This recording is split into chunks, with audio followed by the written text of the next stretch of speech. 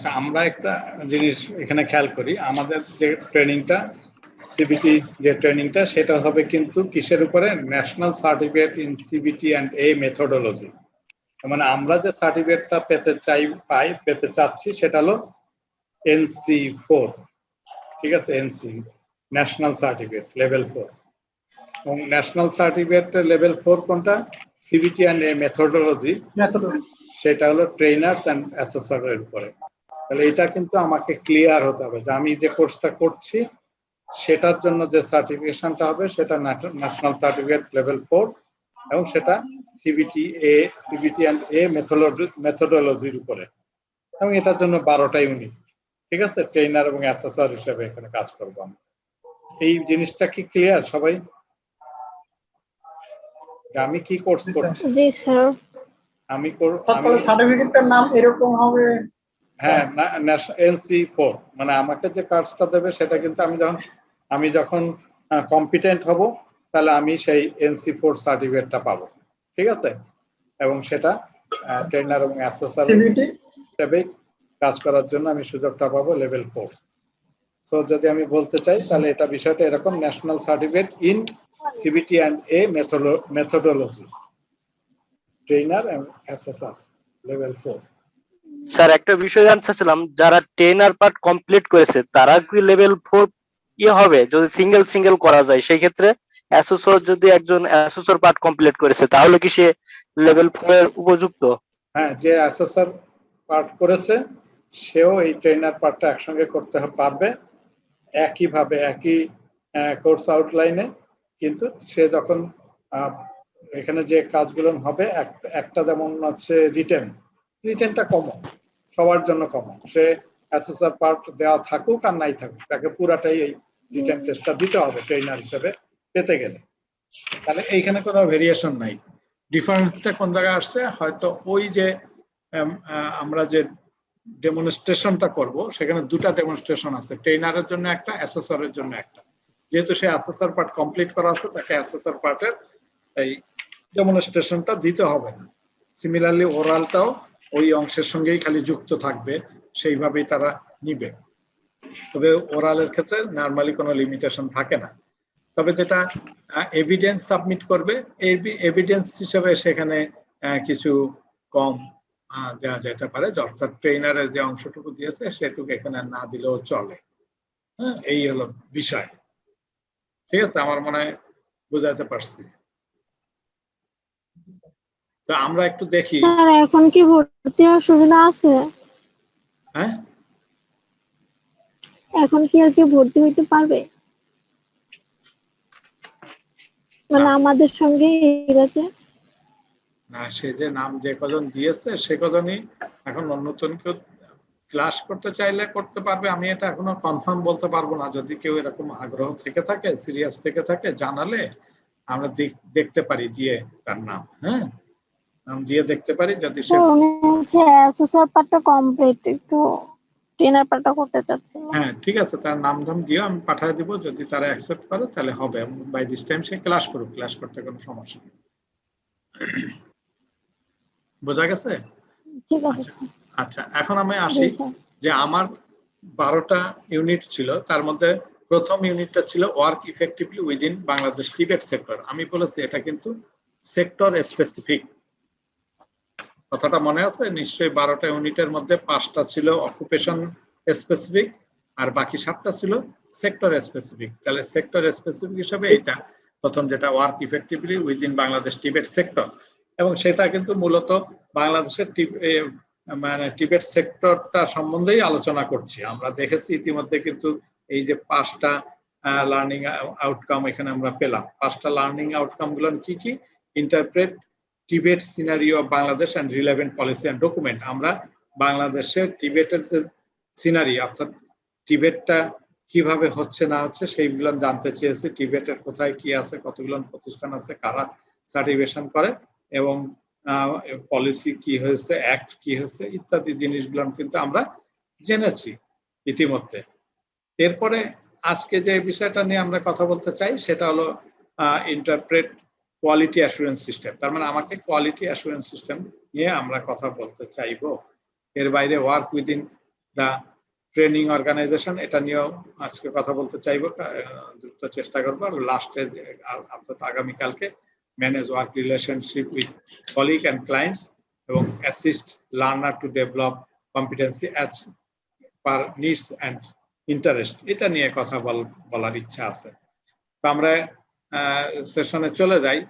এখানে 1.2 যেটা আমরা বললাম যে ইন্টারপ্রেট কোয়ালিটি অ্যাসুরেন্স সিস্টেম, কথাটা কিন্তু একটাই, যে কোনো কাজের কোয়ালিটি চাই, কোয়ালিটি ছাড়া এর কোনো বিকল্প নাই।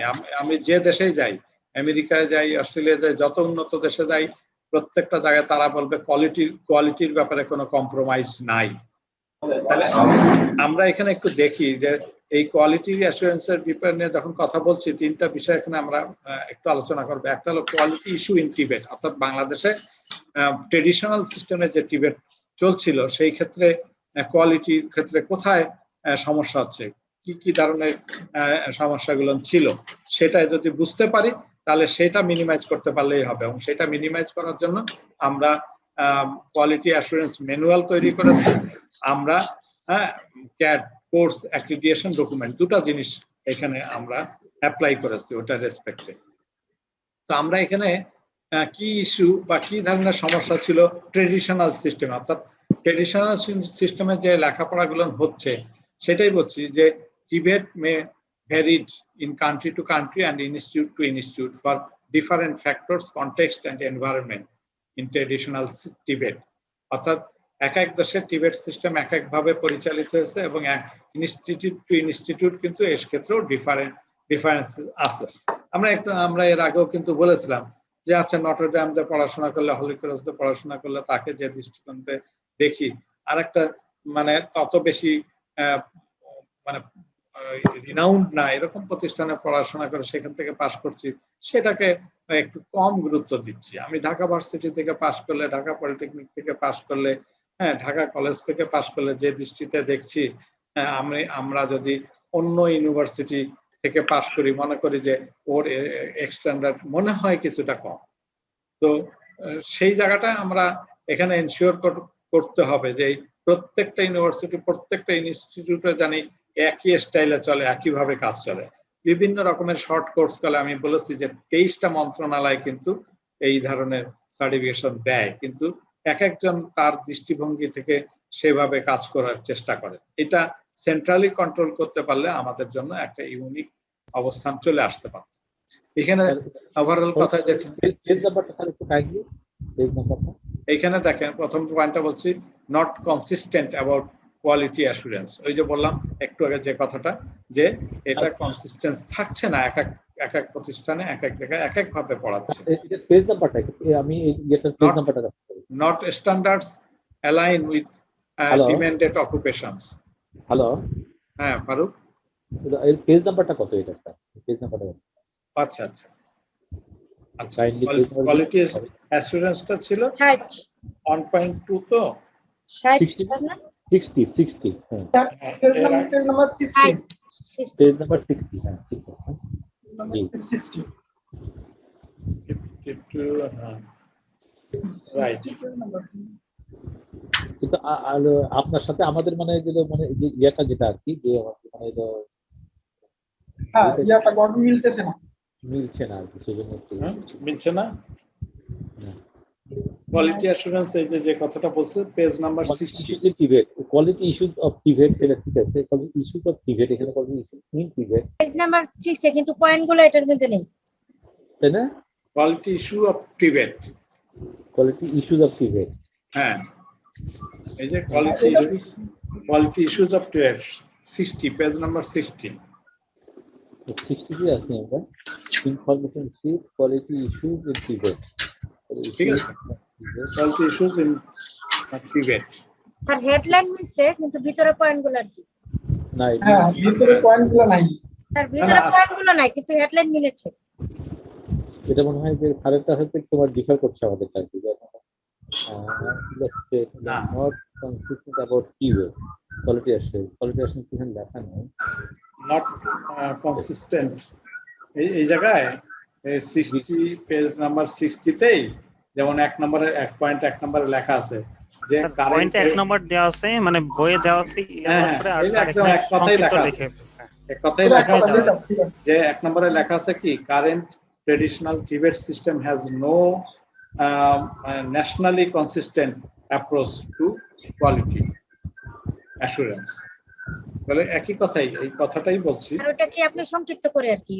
হ্যাঁ হ্যাঁ, ওই এই কথাটা একটাই, যে কনসিস্টেন্সি নাই, যে ন্যাশনালি, যে আমি বললাম যে 23টা মন্ত্রণালয়, হ্যাঁ, এক এক জায়গায় এক এক ভাবে এটাকে ট্রেডিশনাল সিস্টেমে, হ্যাঁ, চলছে, তারা তাদের মতন করে ব্যবহার করছে। এখানে যদি সবাই একরকম, আমি বললাম যে 23টা মন্ত্রণালয় সবাই যদি যেই এই একটা অকুপেশনের উপর যদি সার্টিফিকেশন লেভেল 1 দেই, তার স্ট্যান্ডার্ড যদি একই থাকে সব ক্ষেত্রে, যে যেখানেই চালাক না কেন একই রকম থাকে, তাহলে কিন্তু এটা সুবিধা হয়। সেই কথাটাই দ্বিতীয় পয়েন্টে যেটা বলছে, not standards align with demanded occupations. তার মানে আমার ইন্ডাস্ট্রি থেকে যে অকুপেশন অনুযায়ী, ডিমান্ড অনুযায়ী কোর্স কেউ এক একজন এক একভাবে চালাচ্ছে, সবাই ওই ইন্ডাস্ট্রি ডিমান্ড অনুযায়ী কিন্তু কোর্সগুলো ওভাবে চালাচ্ছে। সুতরাং সেখানে কিছু ভেরিয়েশন আছে, কোর্সের নামের সঙ্গে আমরা দেখি যে ভেরিয়েশন আছে। তারপরে বলছে যে সমস্যার কথা বলেছি, যে curriculum not based on needs, যে কারিকুলাম গুলো তৈরি হয়েছে এক এক জায়গায়, সেটা নিডস অনুযায়ী, ইন্ডাস্ট্রি নিডস অনুযায়ী সবকিছু কভার করে না। তারপরে বলেছে যে টিবেট টিচার্স, অনেকগুলো পয়েন্ট আছে, সমস্যা অনেক ধরনের, সেইগুলো কয়েকটা পয়েন্টে আমরা কথা বলেছি। টিবেট teachers and trainers are not properly trained. আগে যেসব ট্রেডিশনাল সিস্টেমে যে টিচার গুলো কেবলমাত্র গ্রাজুয়েশন করে অথবা এই সাবজেক্টের উপরে তারা পাস করে এসে টিচিং এ চলে গেছে, কিন্তু হাউ টু টিচ, এই যে যেমন এখন এই যে প্রোগ্রাম লেভেল 4, এইখানে যদি সে ট্রেন্ড এইভাবে সবাই ট্রেন্ড হয়ে আসতো, তাহলে কিন্তু একই স্টাইলেই পড়ানোর চেষ্টা করতো। এই জায়গাটার কথা বলা আছে, এই সমস্যাগুলো আছে, তারা প্রপারলি ট্রেন্ড ছিল না আগের টিচার গুলো। তো lack of strong and appropriate টিবেট গভর্নেন্স, এখানেও অনেক দুর্বলতা আছে। সরকার সেইভাবে গভর্নিং করছে না, সব ক্ষেত্রে স্ট্রংলি গভর্নিং করছে না, একইভাবে করছে না, কাউকে সহযোগিতা দিচ্ছে, কাউকে দিচ্ছে না। Skills training is problematics. বিভিন্ন রকম যে ট্রেনিং হয়, তখন আগেও আমরা বললাম যে অনেক ট্রেনিং সেন্টার গড়ে উঠেছে। আমি সিম্পল বোঝার জন্য বলি যে এই যে কম্পিউটার অপারেশনের ট্রেনিং হয়েছে, যত সেন্টার হয়েছে, তারা তাদের মতন করে এক একজনের মতন পড়াইছে, কিন্তু এটা সেন্ট্রালি কন্ট্রোল না হওয়ার কারণের জন্য এই প্রবলেম গুলো রয়ে গেছে। কোন জায়গায় পারফেক্ট ইনস্ট্রুমেন্ট ছিল, কোন জায়গায় ছিল না, কোন জায়গায় পারফেক্ট টিচার ছিল, সেখানে ছিল না, এনভায়রনমেন্ট ছিল না, সেখানে ছিল না, ইত্যাদি। রিক্রুটমেন্ট রুলস আর ডিফেক্টিভ অ্যান্ড টাইম কনজিউমশন। যেসব ক্ষেত্রে রিক্রুটমেন্ট করার ক্ষেত্রে যে রুলস গুলো তারা করেছে, যে কাদেরকে প্রিফারেন্স দিবে, সেই বিষয়গুলো যে লেভেল 1 করা বা লেভেল 2 থাকতে হবে এই ওয়ার্কের জন্য, এইরকম অনেকগুলো বিষয় ট্রেডিশনাল সিস্টেমে ছিল না। এখানে আরো অনেকগুলো পয়েন্ট আছে, আমি সবগুলো মেনশন করি না, আমি কিছু ইম্পর্টেন্ট পয়েন্ট বলেছি। মূলত সমস্যা আছে এটা জানানোর ব্যাপার, ট্রেডিশনাল সিস্টেমে বেশ কিছু সমস্যা আছে। আমরা মূলত এইটা আমার দরকার যে হ্যাঁ ঠিক আছে, সমস্যার কথা এই মুখে যেভাবে বলছি এখান থেকে লিখতে পারবো। আমরা বলছি কোয়ালিটি অ্যাসুরেন্স সিস্টেম। এবার আসি যে তাহলে কোয়ালিটি অ্যাসুরেন্স সিস্টেমটা কি, QAM। কোয়ালিটি অ্যাসুরেন্স সিস্টেমে বলছে 5 components of National Skill Quality Assurance System, সংক্ষেপে NSQAS। তাহলে ন্যাশনাল স্কিলস কোয়ালিটি অ্যাসুরেন্স সিস্টেমে 5টা কম্পোনেন্ট বলেছে। এই যে সমস্যাগুলো, সেইগুলোকে মাথায় রেখে এইগুলোকে সলভ করার জন্য তারা 5টা বিষয় নিয়ে আসছে। বিষয়গুলো কি সে বলল, প্রথম কথা বলছে যে accreditation of qualification and unit of competency on NTVQF।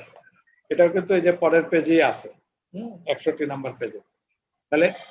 তাহলে বলছে যে সার্টিফিকেটটা দিতে হবে সেই সার্টিফিকেটটা মানে অ্যাক্রিডিটেড হবে, তার মানে কোনো এক জায়গা থেকে এটাকে সার্টিফাইড করতে হবে যে শিক্ষাই নিক, এবং unit of competency on NTVQF আমরা গতদিন দেখেছি যে এটা একটা ফ্রেমওয়ার্ক, টেকনিক্যাল এডুকেশনের জন্য, টেকনিক্যালের জন্য একটা ফ্রেমওয়ার্ক। সে ফ্রেমওয়ার্কে কি লেভেল 1, লেভেল 2, লেভেল 3 ইত্যাদি, এবং লেভেল 1 যে করবে তার জন্য ইউনিট অফ কম্পিটেন্সি কতটুকু বা কয়টা, হ্যাঁ, লেভেল 4 করলে কয়টা, যেমন আমরা বললাম প্যাডাগজি করতে গেলে আমার ইউনিট অফ কম্পিটেন্সি 12টা থাকতে হবে, এবং সেই ইউনিট অফ কম্পিটেন্সি সবার কাছে পৌঁছাইছে। এখন যত প্রতিষ্ঠানই এই ধরনের ট্রেনিং করাক না কেন, প্রত্যেককেই কিন্তু এই ইউনিফর্ম যে ইউনিট অফ কম্পিটেন্সি এটাকেই ফলো করতে হবে, এবং এইটা ফলো করেই তাকে কিন্তু করতে হবে, ট্রেনিং গ্রহণ করতে হবে। তো এই কোয়ালিফিকেশনকে অ্যাক্রিডিয়েট করবে, আমি আবারও বলছি যে কোয়ালিফিকেশনের অ্যাক্রিডিয়েট করবে কিভাবে, এটা কি লেভেল 1 হবে না এটা লেভেল 2 হবে না লেভেল 3 হবে, সেটা কিন্তু বলা আছে, এবং তার জন্য কিভাবে আমাদের ওই ইউনিট অফ কম্পিটেন্সি কোনটার বেসিসে কি হবে সেগুলো নির্ধারণ করা, এটা একটা ইম্পর্টেন্ট ব্যাপার। তো এই কাজটা করাতে কিন্তু অনেক বিষয়ে সুবিধা হয়েছে, যে টিচার ট্রেনিং সারা বাংলাদেশে হচ্ছে, একইভাবে হচ্ছে। তারপরে বলছে registration of training and assessment organisation, RTO, অর্থাৎ এই যে ট্রেনিংটা গ্রহণ করবে একটা মানুষ কোথা থেকে ট্রেনিং গ্রহণ করবে, এই যে আজকে যারা ট্রেনিং নিচ্ছে প্রত্যেকে কিন্তু একটা RTO, যেমন টেকনিক্যাল টিচার্স ট্রেনিং কলেজ একটা RTO, এই যে IIST একটা RTO, এই RTO কিন্তু হয়েছে কিভাবে, রেজিস্টার্ড হয়েছে বোর্ডের থেকে। বোর্ড যে প্রক্রিয়া মেনটেন করে রেজিস্ট্রেশন করবে তার সবকিছু আমরা মেনটেন করেছি, তারা এটা এনশিওর করেছে হ্যাঁ এই প্রতিষ্ঠানগুলো এই ট্রেনিং গুলো করানোর ফ্যাসিলিটি আছে, সুযোগ আছে, তারা এই ট্রেনিং দেবে, তখন তারা কেবলমাত্র এই ট্রেনিং দিচ্ছে, অন্য জায়গায় নিয়ে দিচ্ছে না, কিন্তু যত্রতত্র যেমন খুশি তা না, সবাই দিতে পারবে, কিন্তু সবাই রেজিস্ট্রেশন করবে, কেন করবে, সবাইকে ওই লেভেলে যেতে হবে, হ্যাঁ, সবার অর্গানাইজেশন ওই লেভেলে, তাহলে সব প্রতিষ্ঠান কিন্তু একটা ইউনিফর্ম লেভেলে যেতে পারবে।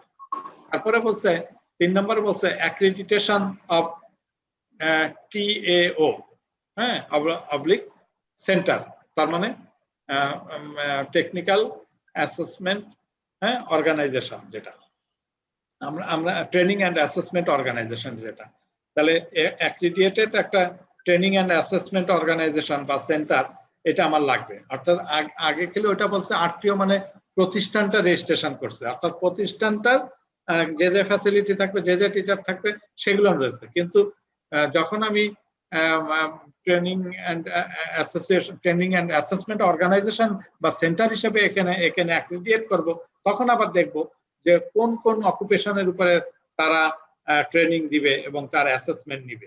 তাহলে সেই ট্রেনিং এবং অ্যাসেসমেন্ট নিতে গেলে অ্যাজ ফর এক্সাম্পল যে আমি একটা এসএমওর উপরে নেব, তাহলে এখানে 20 জন ছাত্র যদি আমি ট্রেনিং গ্রহণ করাইতে, তাহলে 20 জন স্টুডেন্টকে সেলাই মেশিন দিতে হবে, 20 জন স্টুডেন্টকে যে ইকুইপমেন্টস লাগবে সবগুলো সরবরাহ করতে হবে, 20 জন স্টুডেন্টের রেসপেক্টে অন্যান্য ফ্যাসিলিটি গুলো তার মধ্যে প্রোভাইড করতে হবে। যদি সেগুলো থাকে দেন তারা এখানে কিন্তু অ্যাক্রিডিয়েট করবে। তার মানে শুধু অর্গানাইজেশন করলে হবে না, সেই ল্যাব এবং সেই সেন্টার সেটাকেও অ্যাক্রিডিয়েট করতে হবে, আগে রেজিস্ট্রেশন তারপরে অ্যাক্রিডিয়েশন করতে হবে।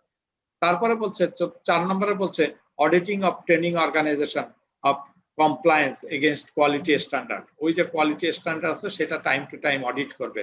মানে আমি প্রথমে যখন নিলাম তখন হয়তো ছিল, তারপরে কিছু জিনিস নষ্ট হয়ে গেল অথবা ইমপ্রুভ হয় নাই, হ্যাঁ, সুতরাং সেগুলো টাইম টু টাইম অডিট করার বিষয় আছে, হয়তো বিটিবি সেগুলো অডিট করবে, যে প্রতিষ্ঠান আমাকে অ্যাক্রিডিয়েট করেছে, অথবা NSD অডিট করবে, মানে যে প্রতিষ্ঠান আমাদের সাধারণত বিটিবি এবং NSD এই ইয়েগুলো প্রোভাইড করে থাকে, রেজিস্ট্রেশন করা এবং অ্যাক্রিডিয়েশন করে থাকে। 5 নম্বরের বিষয়টা বলছে quality assurance of BTEB through establishing the NSQAS by external quality assurance system.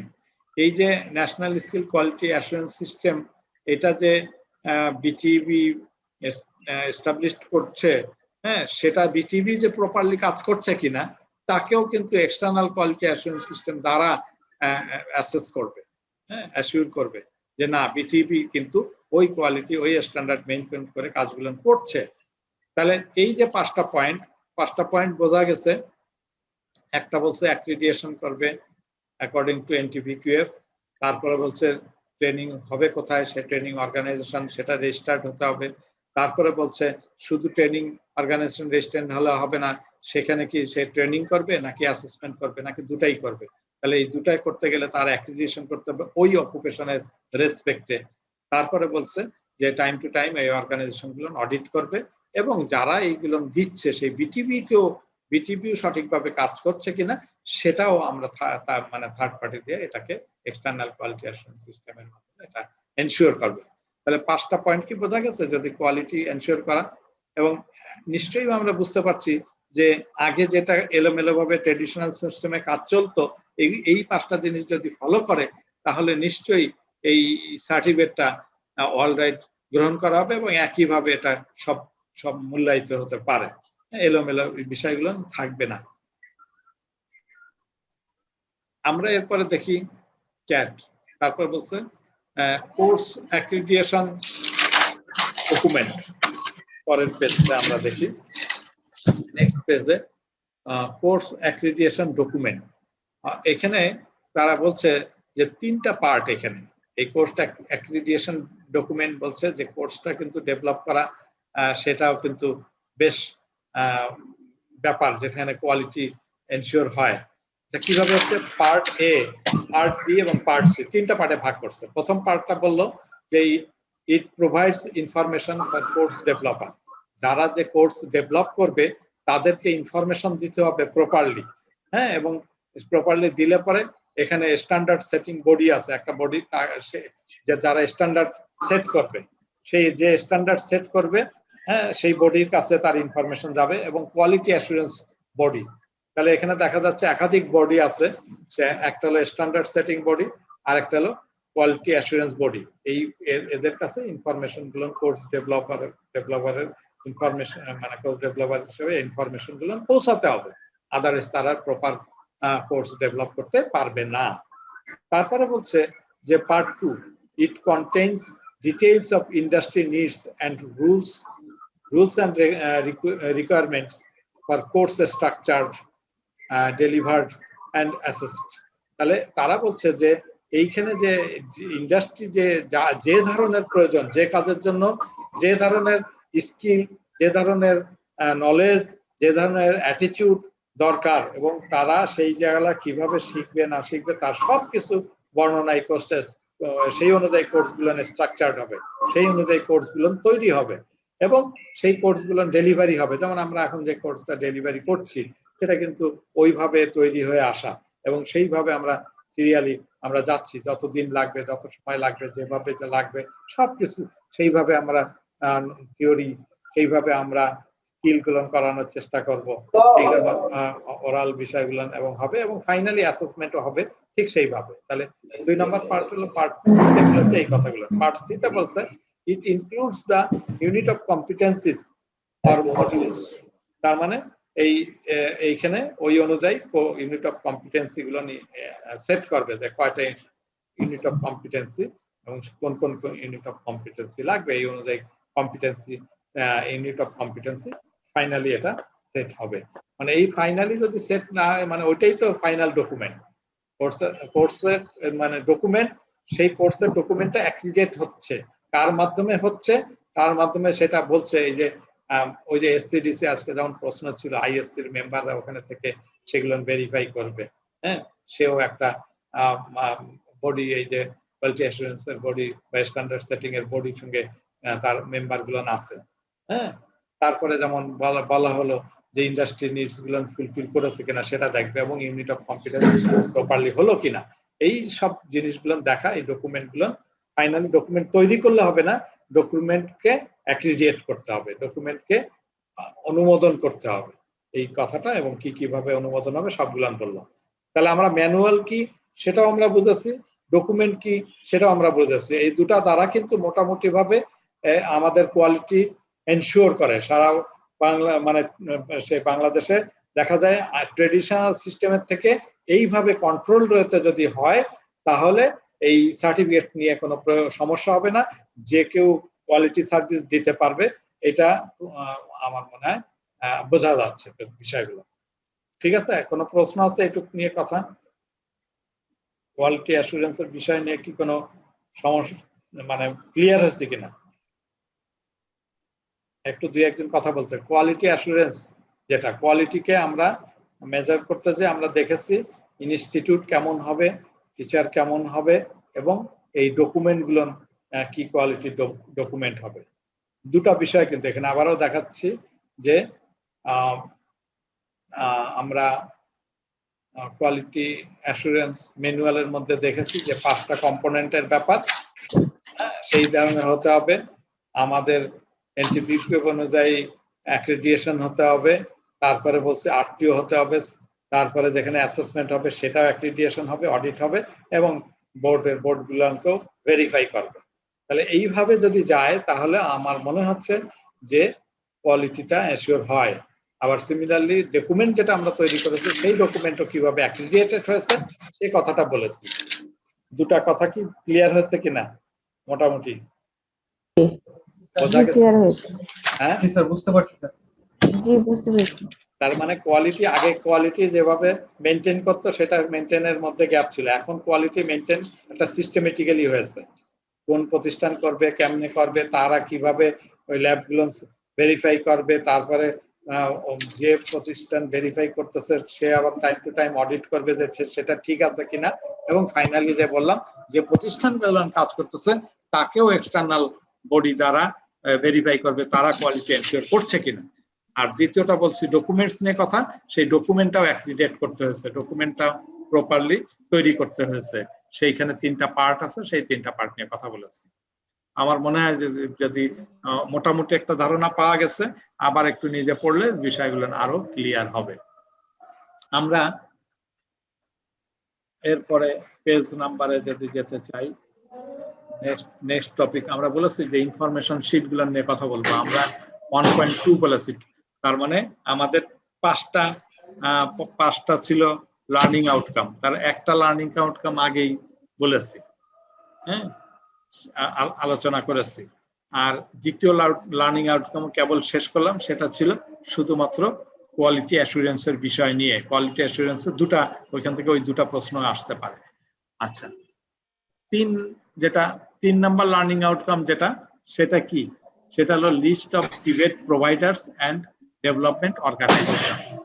এই যে আমাদের কারা কারা টিবেট সার্ভিস দিয়ে থাকে, হ্যাঁ, এবং কারা কারা ওই টিবেট সার্ভিস গুলোকে ডেভেলপ করার কাজে ব্যবহৃত হয়, এই দুটা জিনিসের আমরা একটা লিস্ট আমরা দিব। তো ওই লিস্ট দেওয়ার আগে ছোট্ট একটু ইতিহাস বলে নিতে চাই যে টিবেটের ইতিহাস, টিবেটটা বাংলাদেশে এই অঞ্চলে কিভাবে আসছে, কখন আসছে, কোন সময় থেকে শুরু হয়েছে। এখন রেকর্ড করা হয়ে থাকে যে 1865 সালে রংপুর টেকনিক্যাল স্কুল নামে প্রথম একটা টেকনিক্যাল প্রতিষ্ঠান এই অঞ্চলে, এই দেশে শুরু হয়। তাহলে সেটা ছিল 1865।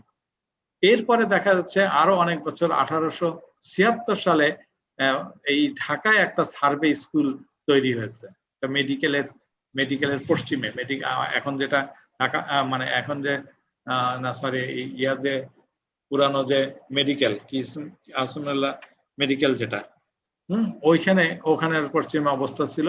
তখন ঢাকা সার্ভে স্কুল ছিল, 2 বছরের একটা কোর্স তারা চালাইতো 1876 সালে। আহসানুল্লাহ থেকে এটা আবার তারা এটাকে মানে নার্সিং করতো, এবং 1912 সালে ওইটা শিফট হয়ে এখন যেটা বুয়েট বলছি, ওই জায়গায় এই সার্ভে প্রতিষ্ঠানটা নিয়ে আসা হয়। তখন সেটা নাম দেওয়া হয় আহসানুল্লাহ স্কুল অফ ইঞ্জিনিয়ারিং। সেখানে 3টা টেকনোলজির উপরে পড়াতে হতো, সিভিল, ইলেকট্রিক্যাল এবং মেকানিক্যাল, 1912 সালে। এরপরে দেখা যাচ্ছে যে 1947 সালে এটা এখানে হয়ে গেল আহসানুল্লাহ ইঞ্জিনিয়ারিং কলেজ। এটা ঢাকা ইউনিভার্সিটি এটা অ্যাপ্লিকেশন দিয়েছিল, এবং এর সঙ্গে কিন্তু ওই যে ওভারসিজ যে ওভারসিয়ারের ক্লাসটাও ওখানে চলতো, অর্থাৎ ওই যে 2 ইয়ার্স ওভারসিয়ারের যে ক্লাস সেটাও সেখানে চলতো।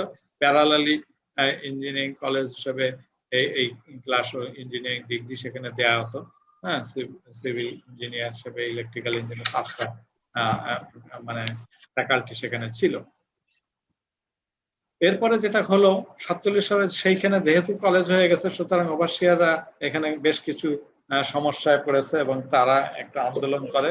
তাদের ওইটা যেহেতু ঠিক ইঞ্জিনিয়ার সাব ইঞ্জিনিয়ার হিসেবে দেয় নাই, 52 সালে এদের আন্দোলনের পরিপ্রেক্ষিতে তারা সাব অ্যাসিস্ট্যান্ট ইঞ্জিনিয়ার হিসেবে নামকরণ পেয়ে যায় এবং তখন লাইসেন্সিয়েট of civil engineering, লাইসেন্সিয়েট of electrical engineering, লাইসেন্সিয়েট of mechanical engineering নামে এটা সার্টিফিকেটটা পেত।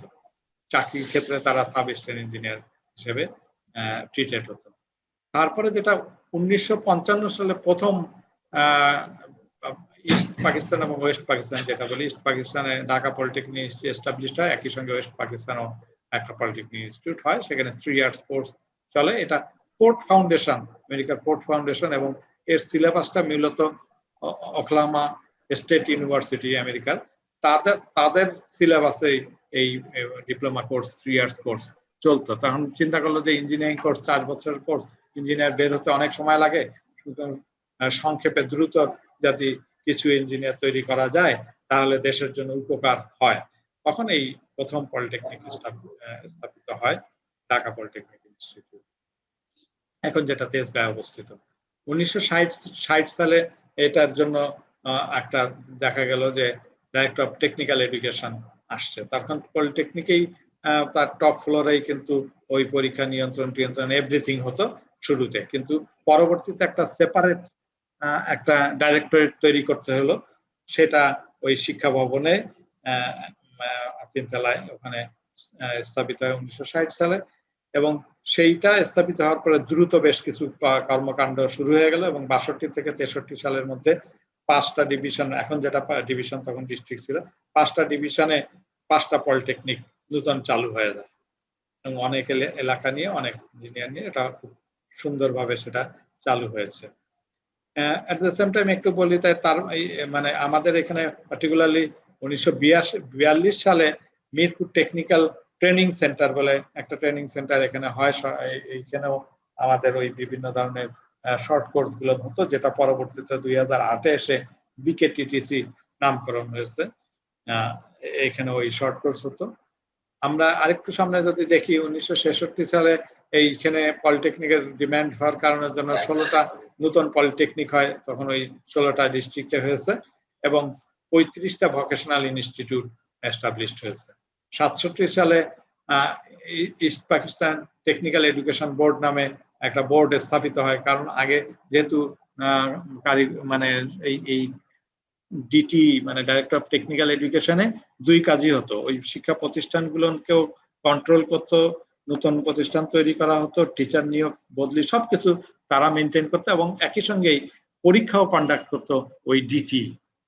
পরবর্তীতে ওই পরীক্ষা যে অংশটুকু ছিল সেই অংশটুকু নিয়ে আলাদাভাবে এই নতুন এস্টাবলিশড হলো বোর্ড 67-এ পরীক্ষা কন্ট্রোল হলো এবং 1979-এ এসে আমাদের national council for skill development and training এই নামে আর একটা অর্গানাইজেশন হলো। হ্যাঁ, সেটা ন্যাশনাল কাউন্সিল হলো স্কিল, ওই যে শর্ট কোর্স ট্রেনিং এইসব ব্যাপারে তারা এই national council of skill development and training বলে একটা অর্গানাইজেশন হয়েছিল। 1985-এ ন্যাশনাল স্কিল স্ট্যান্ডার্ড, শব্দটা হবে স্ট্যান্ডার্ড, ভুল আছে, আচ্ছা স্ট্যান্ডার্ড হবে, এটাকে এনএসএস বলা হচ্ছে এবং এনএসএস 2 দুটা বলা হয়েছে। এখানে কিন্তু 2 বছরের কোর্স চালু ছিল ওই national council for skill development training এর আওতায় এরকম কিছু কোর্স চলতো, সেটা খুব জনপ্রিয়তা লাভ করে নাই।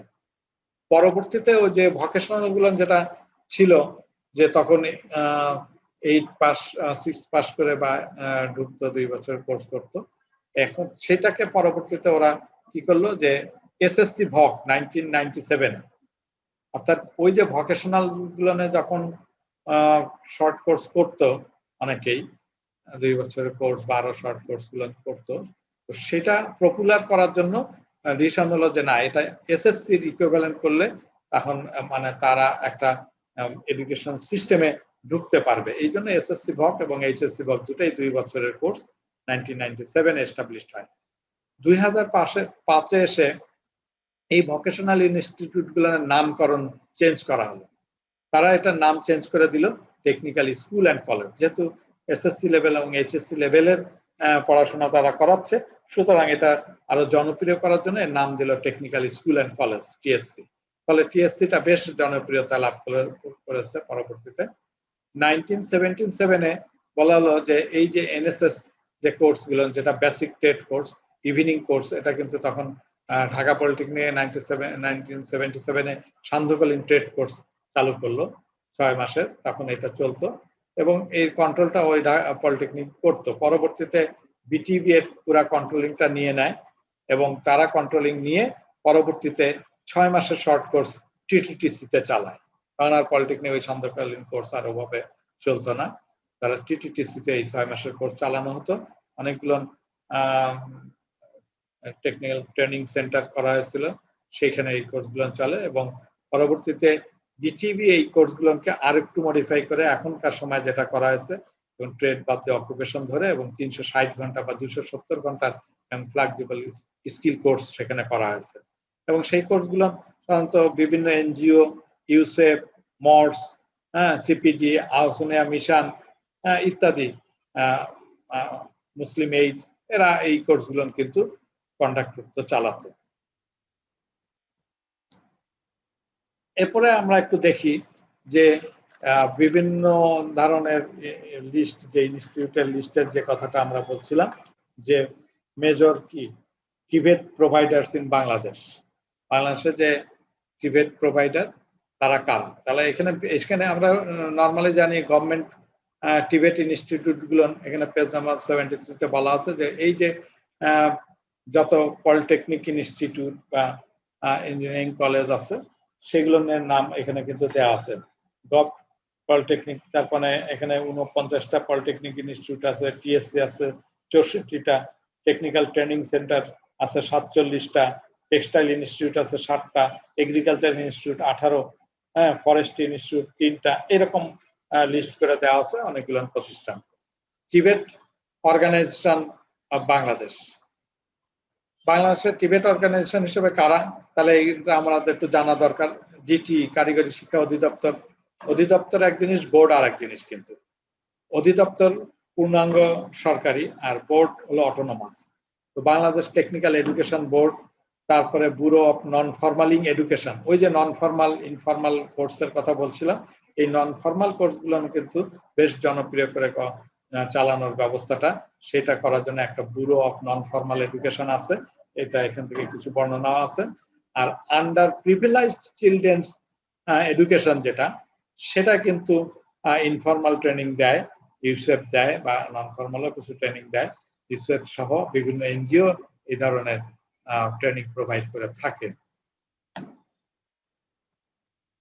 এরপরে আমরা দেখি পাস্ট এবং প্রেজেন্ট প্রজেক্ট, কিছু প্রজেক্টের নাম, অর্থাৎ বিগত সময় থেকে যেসব প্রজেক্টগুলো এই টিবেট উন্নয়নের জন্য কাজ করেছে সেরকম কিছু টিবেট মানে প্রজেক্টের নাম আমরা এখানে মেনশন করেছি। আমাদের পেজ নাম্বার প্রজেক্টের নাম যদি বলি 79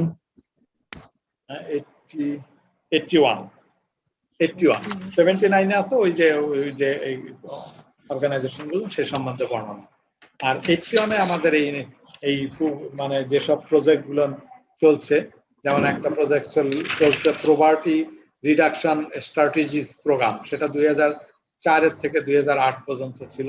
তারপরে টিবেট রিফর্ম প্রজেক্ট, এটা খুব জনপ্রিয় একটা প্রজেক্ট, যেটা আইএলওর দ্বারা পরিচালিত হয়েছে। এটা কিন্তু মূলত 2000 থেকে 2007 ফার্স্ট ফেজে হইলেও পরবর্তীতে এটা 2012-তে এইসব যত এই যে রিফর্ম হয়েছে, যত বললাম যে পলিসি ডেভেলপমেন্ট করা, এনএসডিএ সেট আপ করা, এই সংক্রান্ত অনেক, এই যে এই স্কিলের ক্ষেত্রে এই ধরনের স্ট্যান্ডার্ড তৈরি করা, তারপরে এই লেভেল 1 লেভেল 2 এইসব কোর্সগুলো চালু করা, এসব কিন্তু আলটিমেটলি এই টিবেট রিফর্ম প্রজেক্টের মাধ্যমে হয়েছে, এখানে তার বর্ণনা আছে। এর বাইরে স্কিল ডেভেলপমেন্ট প্রজেক্ট, এটাও একটা বড় প্রজেক্ট, যেখানে এখানেও বেশ কিছু আইএসসি তৈরি করা হয়েছে এবং ওরকম বিভিন্ন শর্ট কোর্স গুলোর ব্যাপারে এখানে কাজ করেছে এই প্রজেক্ট নিয়ে। Skills and training enhance project, এটাও একটা জনপ্রিয় প্রজেক্ট ছিল। স্টেপ প্রজেক্টের মাধ্যমে বেশ কিছু মানে অধিকাংশ সরকারি পলিটেকনিক প্রায় 10 কোটি টাকা পেয়েছে তারা তাদের মতন করে, বিভিন্ন রকমের কর্মকাণ্ড করতে পেরেছে। তার টিচার ডেভেলপমেন্ট থেকে আরম্ভ করে ইনস্টিটিউটের ডেভেলপমেন্ট, তারপরে ছাত্রদেরকে ইন্ডাস্ট্রিতে নেওয়া, ইন্ডাস্ট্রিজ লিঙ্কেজ, এরকম বহুবিধ। এবং শুধু সরকারি না, সরকারির পাশাপাশি প্রথমে 5টা প্রাইভেট পলিটেকনিকে এই সুযোগ দিয়েছে এবং পরবর্তীতে আরো 13টা পলিটেকনিকের মোটামুটি তারা এখানে সুযোগ দিয়েছে। এর বাইরে তারা ওই যে শর্ট কোর্স যেগুলো আমরা বললাম, প্রচুর এই ধরনের শর্ট কোর্সের আরপিএল কোর্স, শর্ট কোর্স, এগুলো তারা ফাইন্যান্স করেছে, তাদেরকে তুলে দিয়েছে। অনেক এনজিও, অনেক প্রতিষ্ঠান এই ফ্যাসিলিটি গুলো পেয়েছে, তারা দেশে বিদেশে ট্রেনিং করায় নিয়ে আসছে, হ্যাঁ, টিচারদের। তো এরপরে যেটা ছিল Bangladesh skills for employment and productivity, beset বলে একটা ছিল, প্রজেক্ট ছিল। তারপরে একটা ছিল সেফ বি, তারপরে স্কিলস 21। এই যে এখনো যে সাপোর্টটা দিচ্ছে, এখন যে কোর্সটা করছে, এটাও কিন্তু আমাদের আইএলওর একটা অর্গানাইজেশন। এই সেফ বি, বিসেপ এবং স্কিল 21 এবং হিউম্যান ক্যাপিটাল, এরা সবগুলো কিন্তু আইএলওরই প্রোগ্রাম। হ্যাঁ, তো স্কিলস 21 আমাদেরকে এই সহযোগিতা করতেছে। অ্যাসেট একটা নতুন প্রজেক্ট আসছে সামনে। অ্যাসেটটা ওয়ার্ল্ড ব্যাংকের মধ্যে আসবে, স্টেপের মতনই এরকম একটা বড় প্রজেক্ট, এখানেও একটা ভালো সুবিধা পাওয়া যাবে। এর বাইরে আমাদের রানিং প্রজেক্ট আছে 100 টিএসসি তৈরি হয়েছে, প্রতিটা জেলায় একটা করে। সেকেন্ড ফেজে 329টা টিএসসির কাজ এখন চলতেছে। 1 লাখ এনরোলমেন্ট, সমস্ত এই যে পুরানো পলিটেকনিক গুলো ওর ইনফ্রাস্ট্রাকচার ডেভেলপমেন্ট সহ এর আরো অন্যান্য নতুন এমার্জিং টেকনোলজি এখানে অ্যাড করা হয়েছে এবং সেখানে নতুন ছাত্র আরো বেশি করে ওখানে নেওয়ার সুযোগ তৈরি হয়েছে। এছাড়া 4টা মহিলা পলিটেকনিক নতুন এস্টাবলিশড হচ্ছে, হ্যাঁ, সেটা মনে হয় খুলনায় আছে, বরিশালে আছে, মানে অন্যান্য ডিভিশন টাউনে আর কি, অন্যান্য ডিভিশন টাউন গুলানে আগের যেটা আছে তার বাইরে এটা হচ্ছে নতুন করে। এরপরে যেটা রয়েছে 4 ইঞ্জিনিয়ারিং কলেজ, 4টা ইঞ্জিনিয়ারিং কলেজ তৈরি হচ্ছে, অলরেডি হয়ে গেছে অনেকগুলো। 23টা পলিটেকনিক নতুন হচ্ছে, 64 পলিটেকনিক, এটা একটা প্রজেক্ট চলতেছে। এরকম আরো অনেকগুলো প্রজেক্ট আছে। এরপর আমরা একটু দেখি যে টিবেট অর্গানাইজেশনের ব্যাপারে আমরা অর্গানাইজেশন স্টেক হোল্ডার, তাহলে টিবেট অর্গানাইজেশন এবং স্টেক হোল্ডার যদি বলি, তাদের সম্বন্ধে যদি একটু জানতে চাই, সেটা আমরা দেখব কোথায়। এটা হলো আমাদের পেজ নাম্বার 85। পেজ নাম্বার 85 একটা টিবেট প্রোভাইডার্স এর পিকচারও দেয়া আছে। এখানে 3টা বিষয়ের কথা বলেছে। 3 types of Tibet organization and stakeholders are working for workforce development in Bangladesh. বাংলাদেশে যে ওয়ার্কফোর্স ডেভেলপ করছে তার ক্ষেত্রে 3টা ধরন এখানে মেনশন করেছে। 3টা ধরন, প্রথমটা বলছে ডিমান্ড সাইড, অর্থাৎ এই যে ওয়ার্কফোর্সের যে দরকার, এই ওয়ার্কফোর্স গুলো কোথায় দরকার, কাদের দরকার? তাদের দরকার হলো ইন্ডাস্ট্রিতে দরকার, ইন্ডাস্ট্রি হলো ডিমান্ড করে, তাদের নিয়োগ দিয়ে থাকেন, তাদের দক্ষ জনবলের দরকার। তাহলে এইটা একটা ডিমান্ড সাইডের কথা বলছে। এবং অন্যান্য অর্গানাইজেশনের কথা বলছে, আইএসসির কথা বলা হয়েছে, অর্থাৎ প্রফেশনাল যে অর্গানাইজেশন তাদের হলো ম্যান পাওয়ারের দরকার, আইএসসি দরকার। ইনফ্যাক্ট কিন্তু ডিমান্ডের কথা দেশের বলছি, দেশে এবং বিদেশে উভয়ের ক্ষেত্রে কিন্তু এটা প্রযোজ্য। তারপরে যেটা বলছে the standardisation, coordination and controlling authority like BTB and NSDA. তাহলে আমরা বলছি যে এখন স্ট্যান্ডার্ডাইজ করবে কারা, কোঅর্ডিনেশন করবে কারা, কন্ট্রোল করবে কারা? তাহলে এটা বিটিবি সাধারণত এই যে স্ট্যান্ডার্ডাইজ গুলো করে, অথবা এনএসডি, আমি আগেও বলেছি এনএসডি এবং বিটিবি, তারা তাদের অ্যাক্টের দ্বারা এই বিভিন্ন রকম স্ট্যান্ডার্ডাইজেশন তৈরি হচ্ছে, তারা কোঅর্ডিনেশন করছে এবং তারা কন্ট্রোল করছে সমস্ত বিষয়। আমরা ওই বিটিবির অ্যাক্ট এবং এনএসডি অ্যাক্টে সেই জিনিসটা কিন্তু দেখেছি। এর বাইরেও A21 কিন্তু আমাদের এই কাজে সহযোগিতা করছে, অ্যাক্সিলারেট করা তাদের দায়িত্ব, ব্রিজিং করে দেওয়া তার দায়িত্ব। অর্থাৎ আমার এখান থেকে যদি লোকবল তৈরি হয়, তাদের ওই ইন্ডাস্ট্রিতে নিয়োগের ক্ষেত্রে তারা কিন্তু বিভিন্ন ধরনের এক্সিবিশন করে থাকে, তারা এটা সংগ্রহ করে যেসব শর্ট কোর্স থেকে বিভিন্ন জায়গায় গ্রাজুয়েশন হচ্ছে, তাদের যেখানে ডিমান্ড আছে সেই জায়গায় তারা সাপ্লাই দিচ্ছে। A2 কারা? এটা A2I না A2 কোনটা হবে? A2I 1 তো হওয়ার কথা না, A2I হবে। হ্যাঁ A2I রাইট, A2I 1 না, সরি, এটা হবে A2I। তো এটা কারেকশন করে নিতে হবে A2I। আগে একটা দেখাছিলাম স্ট্যান্ডার্ডের টি মাথা কাটে নাই, আর A2 হলো A2I। তো সাপ্লাই সাইড, এই সাপ্লাই সাইড যেটা, সেটা আমরা বুঝছি গভর্নমেন্টাল যে ইনস্টিটিউশন আছে আন্ডার ডিটির আন্ডার যত সরকারি প্রতিষ্ঠানের আগে যেটা দেখলাম যে পলিটেকনিক, ইঞ্জিনিয়ারিং কলেজ ইত্যাদি। তাছাড়া আছে private institution affiliated by BTEB দ্বারা অ্যাফিলিয়েটেড যেসব প্রাইভেট ইনস্টিটিউশন। এর বাইরেও আছে টিটিসি বিএমইটির আন্ডারে যেসব প্রতিষ্ঠান, TTC training organisation of other 22 minister, মানে মিনিস্ট্রি বলতে একটা মিনিস্ট্রি, শিক্ষা মিনিস্ট্রির কথা তো বলেছে, আর বাকি 20 মিনিস্ট্রিতেও আমাদের এইরকম ম্যান পাওয়ার তৈরি হয়, বিভিন্ন ডিপার্টমেন্ট থেকে তৈরি হয় অথবা এনজিও থেকে তৈরি হয়। তাহলে আমাদের এখানে 3টা বিষয়, অর্গানাইজেশন, টিবেট অর্গানাইজেশন এবং স্টেক হোল্ডারকে যদি বলি, তাহলে আমাদের ওই ফোর্স নিয়ে যারা কাজ করছে, একটা বলছি ডিমান্ড সাইড, আরেকটা হলো সাপ্লাই সাইড, আর এদেরকে কোঅর্ডিনেট করা, কন্ট্রোল করা, তারা আরেকটা স্টেক হোল্ডার। তাহলে এরা হলো 3 ধরনের স্টেক হোল্ডার নিয়ে আমরা কথা বললাম। আমরা এমপ্লয়াবিলিটি যে বিষয়টা, এটা কত নম্বর পেজ? এখানে বলছে এমপ্লয়ি এবং স্টাফ রিলেশন সিস্টেম, যে এমপ্লয়ি হবে, এমপ্লয়ি এখানে হবে এমপ্লয়ি শব্দটা,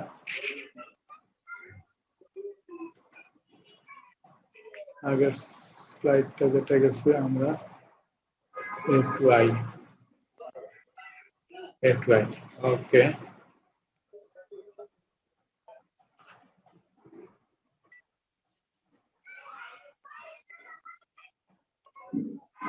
হ্যাঁ, আমরা মনে হয় A2I ঠিক আছে। A2I মানে যে সরকারের প্রাইম মিনিস্টারের দপ্তরে, হ্যাঁ, একটা অর্গানাইজেশন আইসিটি ডিভিশনে আছে আর কি। হ্যাঁ, আইটি ডিভিশনে A2I বলে একটা অর্গানাইজেশন আছে। তো আমরা যাই হোক, এরপরে যেটা আমরা বলছিলাম যে এমপ্লয় বা স্টাফের মধ্যে যে রিলেশন সিস্টেম, এটা কিন্তু এইখানে যেটা জায়গায় পরীক্ষা আসে, যেমন এটা একটা পরীক্ষায় আসার বিষয় আসতে পারে। আগে হয়তো ইনস্টিটিউটের নাম বা ওগুলো না অতটা না আসলেও, এটা হয়তো স্টেক হোল্ডার গুলোর বিষয়, এটা হয়তো আসতে পারে। হ্যাঁ, আবার এটাও একটা ইম্পর্টেন্ট ব্যাপার, রিলেশন। সেখানে বলা হচ্ছে যে identify relationship needs and develop people skills, এবং এই ক্ষেত্রে আমাকে আইডেন্টিফাই করতে হবে যে কি কি মানে রিলেশনশিপ জন্য কি দরকার আছে এবং কিভাবে ডেভেলপ করা যায়, এটা আইডেন্টিফাই করতে বলছে। Schedule time to build relationship and appreciate others, মানে এখানে বলছে যে এই যে যারা কাজ করবে, যে কর্মক্ষেত্রে কাজে নিয়োজিত হচ্ছে, তারা তাদের মধ্যে যাতে রিলেশনশিপ বিল্ড আপ হয়, সেই জন্য কিছু সুবিধা, কিছু সময় এখানে রাখা প্রয়োজন, এবং তাদেরকে অ্যাপ্রিসিয়েট করতে হবে এই ধরনের রিলেশনশিপ গড়ে তোলার ক্ষেত্রে।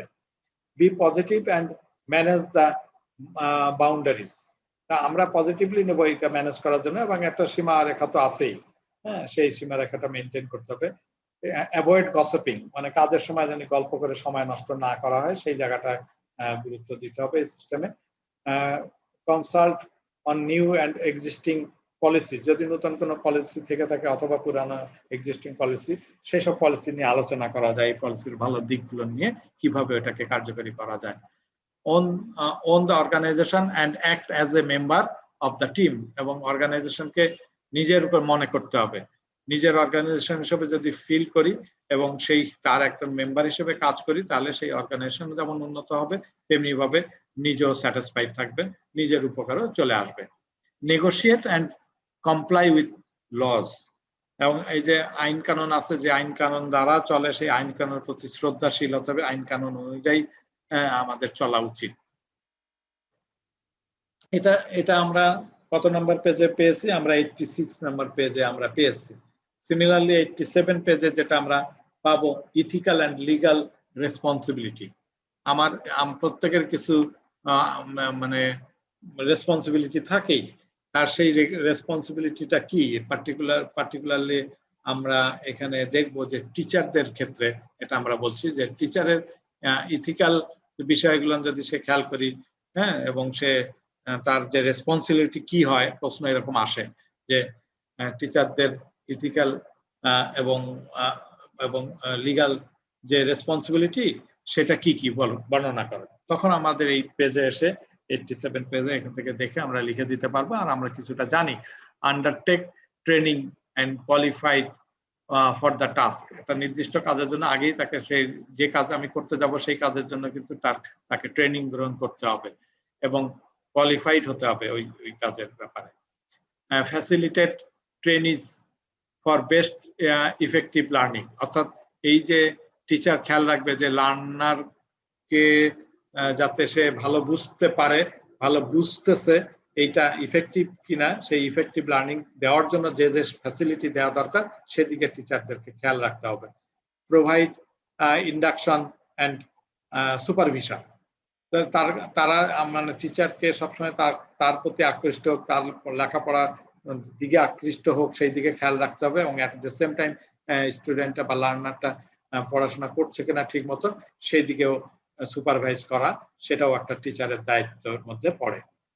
তারপরে provide appraisal to curriculum standard, এই যে মানে কারিকুলাম স্ট্যান্ডার্ড যেটা সেটাকে ফলো করা ব্যাপারে খেয়াল রাখতে হবে বা সেই অনুযায়ী পড়াতে হবে, অর্থাৎ কারিকুলাম স্ট্যান্ডার্ড অনুযায়ী আমার এই ক্লাসগুলো নেওয়ার বিষয়টা এনশিওর করতে হবে। মনিটরস প্রোগ্রেস, তারপরে মেন্টরস অ্যান্ড গাইডস, তার মানে লার্নারের প্রোগ্রেস কতটুকু সেটুকু এই যে মাঝে মাঝে পরীক্ষাগুলো নিয়ে, হ্যাঁ, এগুলো খেয়াল করতে হবে কার কতটুকু। যেমন আজকে যে সব পরীক্ষা দিয়েছে অধিকাংশ ক্ষেত্রে আজকে বেশিরভাগই পারার কথা, 4 পয়েন্ট তো সবারই হওয়ার উচিত ছিল, কিন্তু কারো কারো ক্ষেত্রে দেখা গেছে 1 পেয়েছে, 2 পেয়েছে, 3 পেয়েছে, 4ও পেয়েছে বেশ কয়েকজন।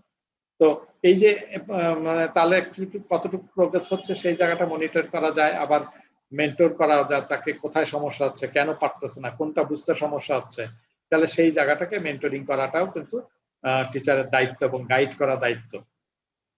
Assess, provide feedback and validate assessment and reports to progress, আমাকে অ্যাসেস করতে হবে এবং যেসব জায়গায় সমস্যা হচ্ছে সেটা ফিডব্যাক নিতে হবে এবং সেখানে অ্যাসেসমেন্টটা যাতে ভ্যালিডেট হয়, সবার জন্য সমানভাবে হচ্ছে, পারফেক্ট হচ্ছে এবং এই স্ট্যান্ডার্ড অনুযায়ী হচ্ছে, ইউনিট অফ কম্পিটেন্সি অনুযায়ী হচ্ছে, হ্যাঁ, সেই জায়গাগুলোকে খেয়াল রাখতে হবে এবং সেই ক্ষেত্রে প্রোগ্রেস রিপোর্টও সাবমিট করতে হবে। এই সবগুলো হলো এখানে আমরা 7টা পয়েন্ট দেখিয়েছি, এটা টিচারদের করণীয় বিষয়। তো যেহেতু আমরা টিচিং প্রফেশনে যাচ্ছি, সুতরাং টিচারের কি ইথিক্যাল বিষয় থাকবে, টিচারের যে লিগ্যাল যে রেসপন্সিবিলিটি, এই সম্বন্ধে তাদের সজাগ হওয়া প্রয়োজন আছে। এটা আমরা ইম্পর্টেন্ট, এটা পরীক্ষায় আসে, এরকম বিষয় পরপর 2টা বিষয় আমি মেনশন করেছি, এগুলো পরীক্ষায় আসে। এটা হলো আমাদের 1.3 কমপ্লিট হয়েছে। আমি বলেছি 2টা বিষয় নিয়ে আমরা কথা বলার চেষ্টা করব, 2টা লার্নিং আউটকাম নিয়ে। হ্যাঁ, তো আমরা এখানে 1.2 and 1.3 আমাদের টাইমটা একটু দেখি। হ্যাঁ, টাইমটা মোটামুটি ভাবে আমরা যদি আচ্ছা এই জায়গাটা আমরা রাখতে চাই, এখানে যে আমরা শেষ করতে চাই, এখানে খালি একটা পয়েন্ট রয়েছে কি, ডেভেলপমেন্ট পার্টনার কারা, আমাদের দেশে ডেভেলপমেন্ট পার্টনার কারা এই টিবেটের ক্ষেত্রে, সেই ডেভেলপমেন্ট পার্টনারের নামটা এটাও কিন্তু ওই 87 পেজে আছে। ILO, Canada, Swiss contact, European Union, World Bank, ADB, IDB, KOICA, JICA, GIZ, এরা কিন্তু আমাদের ডেভেলপমেন্ট পার্টনার, বাংলাদেশে ডেভেলপমেন্ট এই টিবেট ওয়ার্কের ক্ষেত্রে ডেভেলপমেন্ট পার্টনার। সুতরাং ডেভেলপমেন্ট পার্টনার কতগুলো নাম আমরা জানলাম। হ্যাঁ, আমার মনে হয় যে আমাদের যে টার্গেট ছিল যে 2টা লার্নিং আউটকাম, আমাদের 5টা লার্নিং আউটকামের মধ্যে 1 নম্বর লার্নিং আউটকাম আমরা আগেই কমপ্লিট করেছি,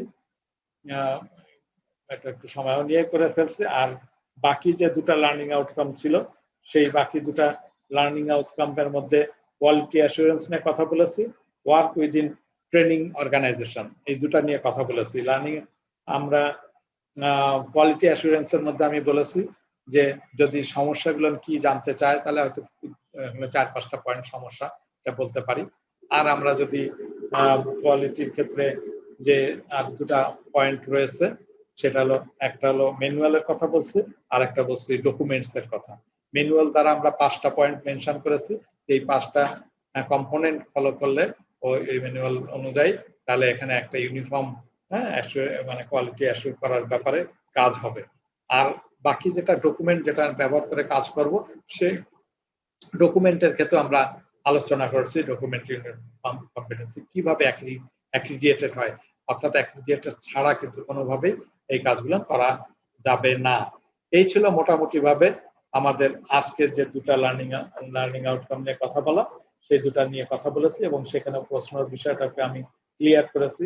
কোয়ালিটি অ্যাসুরেন্স থেকে ওই 3টা প্রশ্নের ব্যাপারে পরীক্ষা একটা আসতেই পারে, ওই 3টা থেকে একটা প্রশ্ন। আর এখানে যেটা আমরা বলেছি যে work within the training organisation, সেখানে কিন্তু আমরা ট্রেনিং অর্গানাইজেশনের লাস্টের দিকে যে প্রশ্নগুলো, এগুলো বেশিরভাগই আসার পসিবিলিটি থাকে। এটা হয়তো যদি নাও দেয়, মানে দ্যাট ইজ এই যে একটা ইথিক্যাল ব্যাপার যেটা টিচারদের, এইটা একটা পয়েন্ট। তারপরে এমপ্লয়ি যারা আছে তাদের মধ্যে যে রিলেশন সিস্টেমটা কি সেটা, এটা একটা। আর এইখানে অর্গানাইজেশন এবং স্টেক হোল্ডার কত ধরনের, এটা অবশ্য না দিলেও ভাইবা টাইবা একজন জিজ্ঞাসা করে। এই 3টা ব্যাপার খুব বেশি ব্যাপার। এইটা পাস্ট এন্ড প্রেজেন্ট, এটা তেমন বিষয় না, এটাও তেমন বিষয় না, এটা খালি জানার ব্যাপার, হিস্ট্রি গুলো জানার ব্যাপার, লিস্ট গুলো জানার ব্যাপার। এই তাহলে খুব সোজা, কিন্তু ওখানে 3টা প্রশ্ন, এখানে যে লাস্টে এসে 3টা প্রশ্ন। ঠিক আছে, এই 6টা প্রশ্ন যদি ভালো করে খেয়াল করি তাহলে কিন্তু এই দুটা পয়েন্টের থেকে একটা একটা করে প্রশ্ন আসলেও আসতে পারে। আমার কোনো প্রশ্ন যদি মানে কারো যদি প্রশ্ন থাকে বলতে পারি, বা জিজ্ঞাসা করলে বোঝা গেছে কিনা। হ্যাঁ, কোনো প্রশ্ন আছে কারো? না স্যার, সুন্দর মতো বুঝতে পারছি। হ্যাঁ, গোবিন্দ বোঝা গেছে না? আর কারো কোনো প্রশ্ন আছে? ফাতেমা তুজ জোহরা, বলো তোমার বুঝতে কোনো সমস্যা হচ্ছে কিনা? নো স্যার, সবকিছু ওকে। সবকিছু ওকে, তাহলে নেক্সট ডেতে যখন আবার পরীক্ষা নেব তাহলে আশা করি একটু ভালো হবে না, তাই তো নাকি? এই আমি ফেল করছি না পাস করছি তা তো জানি না, ফেল আপনাকে আর ফেল করার কোনো সুযোগ আছে নাকি?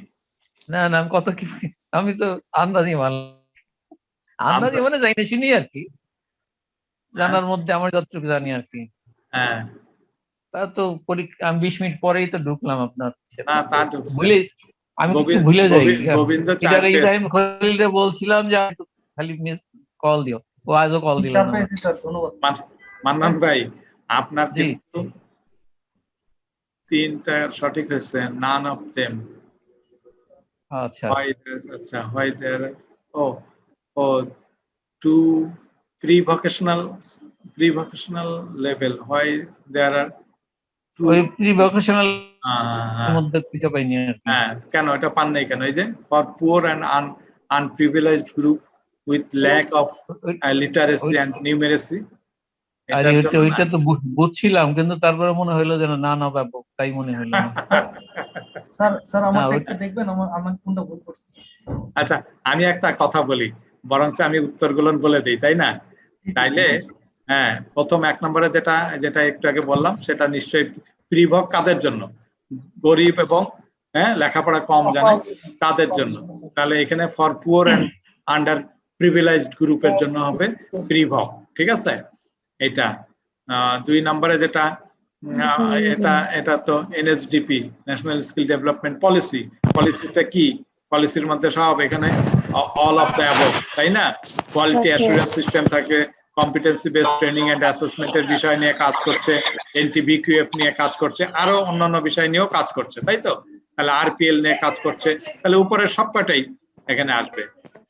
এখানে বলছে what is the NTPF level a person needs to attend to become a basic skilled worker. একটা হলো It is NTPF level 2. Level 2, হ্যাঁ, বেসিক বেসিক বলছে হ্যাঁ বেসিক স্কিল। আপনি তো জানেন সবসময় স্কিল ওয়ার্কারটা আসে, তাই মেরে দিচ্ছেন স্কিল ওয়ার্কার।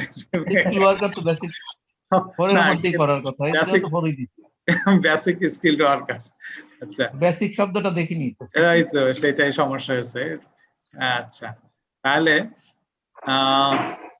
এরপরে যেটা, এটা ভালোই বুঝছেন যে ISC recommended technical expert as a member of SCDC, কারিগরি শিক্ষা বোর্ডে ওই যে বডি আছে না বিভিন্ন গ্রুপে, বললাম যে এটা এনশিওর করে কারা করে, এই যে ইন্ডাস্ট্রি থেকে যে লোক পাঠায়, আইএসসি থেকে যে লোক পাঠায়, সেই এক্সপার্ট, সে যে দেখবে যে এটার সঙ্গে টালি করে দেখবে যে না এটা সঠিক হয়েছে, দেন সে সিল মারবে, দেন এটা অ্যাক্রিডিটেড হবে। ওই যে বললাম যে কারিকুলাম অবশ্যই অ্যাক্রিডিটেড হতে হবে, হ্যাঁ, অ্যাক্রিডিটেড না হলে কাজ হবে না, এটা ডকুমেন্ট, হ্যাঁ, অ্যাক্রিডিটেড ডকুমেন্ট হতে হবে।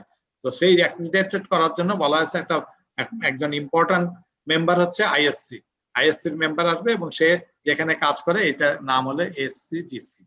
এনিওয়ে, হ্যাঁ, তারপরে এলো আমাদেরকে যেটা 5 নম্বরে যেটা বলছে সেটা হলো সেটা কি, the under representative groups address in equity policy group কারা? ইকুইটি পলিসি নিয়ে কথা বলেছিলাম না গত ক্লাসে। ইকুইটি পলিসিতে কারা? ওমেন থাকবে, ওমেন আছে, তারপরে people with low level of education সেটা থাকবে, হ্যাঁ, সবগুলো। তাহলে All of them. তাহলে মোটামুটি ভাবে এই হলো, এখন সবাই বুঝতে পেরেছি যে কি হবে বা কি হওয়া উচিত ছিল। ঠিক আছে, আমরা মোটামুটি ভাবে এইটুকু ঠিক আছে, এটা আমরা দেখলাম, জানলাম। তাহলে আপাতত আমরা দেখি। আচ্ছা, আমি খেয়াল করছি মানে উপস্থিতিটা 7টার দিকে হওয়ার চেষ্টা করতে হবে সবাইকে, হ্যাঁ, তাহলে একটু ভালো হবে। তো আর যদি ভুলে যাই যে ভুলে যাওয়াটা ঠিক করবো কি করে?